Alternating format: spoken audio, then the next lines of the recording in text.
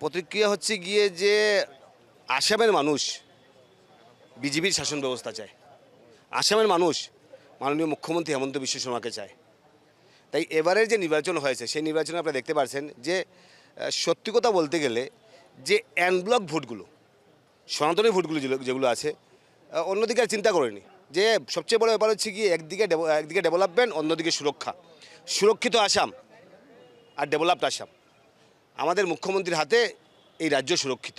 আমাদের মুখ্যমন্ত্রীর হাতে এই রাজ্যকে ভারতবর্ষের বুকে প্রতিষ্ঠিত রাজ্য করার জন্য ওনার যে দৃঢ়তা, ওনার যে সংকল্প, ওনার কাজ করার যে স্পৃহা, তার জন্য এবার মানুষ দুই হাত ভরে ভোট দিয়েছে। আর সত্যি কথা বলতে গেলে যে এবার 4 নম্বরবার আমি বিধায়ক হয়েছি।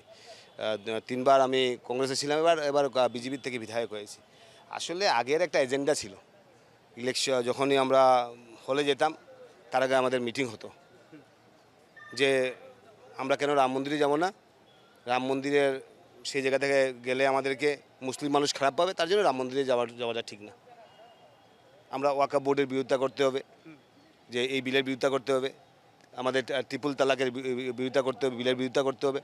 অর্থাৎ যেখানে আমাদের সভ্যতা সংস্কৃতির কথা প্রত্যেকটা ক্ষেত্রে দেখতে পাচ্ছি যে এই যে আগের থেকে একটা মাইন্ডসেট তৈরি করা, যে নাকি মাইনরিটিদেরকে সুরক্ষিত রাখা, মুসলিমদেরকে সুরক্ষিত রাখা, কিন্তু আজকের সেই পরিবেশ নেই। যখন গিয়েছি সেই শপথের পর বন্দে মাতরম, ভারত মাতা কি জয় আমাদের মূল মন্ত্র, সেই মন্ত্র বলতে, সেই ভারত মাতা জয় বলতে, বন্দে মাতরম বলতে আমাদের কোনো দ্বিধা হয় না। এখন ভারতীয় সভ্যতা সংস্কৃতি, ভারতীয় কৃষ্টি কালচার, আসামের সুরক্ষা সব মিলিয়ে যে একটা পরিবেশ সৃষ্টি হয়েছে, আমি ধন্যবাদ জ্ঞাপন করছি, কৃতজ্ঞতা জ্ঞাপন করছি। এবং সত্যি কথা বলতে গেলে সামনের দিন আমরা কীভাবে রাজ্যটাকে আরও এগিয়ে নিয়ে যাব।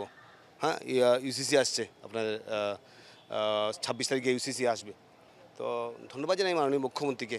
উনি যেগুলো বিল ইতিমধ্যে আইনে রূপান্তরিত হয়েছে, আমি মনে করি যে এই বিলের মাধ্যমে আসামকে সুরক্ষিত আসামে রূপান্তরিত করার জন্য ওনার যে স্পৃহা, ওনার যে সংকল্প, একজন বিধায়ক হিসাবে, একজন শাসক দলের বিধায়ক হিসাবে আমি নিজেকে গর্ববোধ করি।